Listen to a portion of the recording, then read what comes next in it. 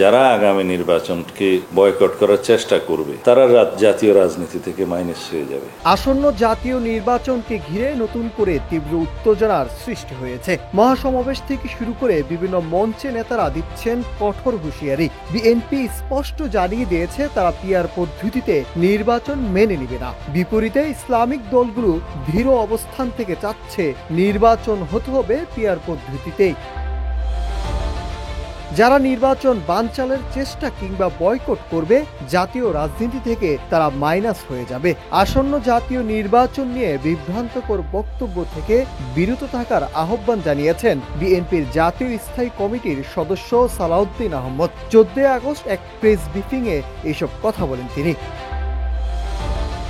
সালাউদ্দিন আহমদ বলেন, যারা নির্বাচনকে বিলম্বিত বা অনিশ্চিত করতে চেয়েছে তাদের মুখোশ ইতিমধ্যেই জাতির সামনে উন্মোচিত হয়েছে। তিনি হুঁশিয়ারি দিয়ে বলেন, যারা নির্বাচন বয়কটের চেষ্টা করবে তারা জাতীয় রাজনীতি থেকে চিরতরে মাইনাস হয়ে যাবে। নির্বাচনের আগে সুষ্ঠু পরিবেশ নিশ্চিত করতে অভিযান চালানোর প্রয়োজনীয়তার কথা উল্লেখ করে তিনি আশঙ্কা প্রকাশ করেন, অবৈধ অস্ত্র মাঠে থাকলে ফ্যাসিস্ট শক্তি বিশৃঙ্খলা সৃষ্টির চেষ্টা করতে পারে।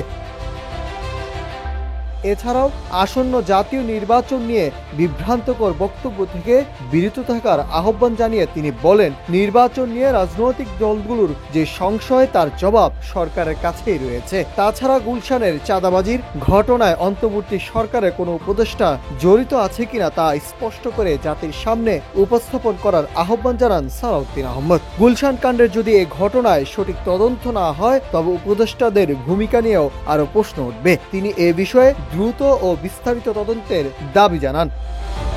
Nahid Hasan, news desk, Ittefaq.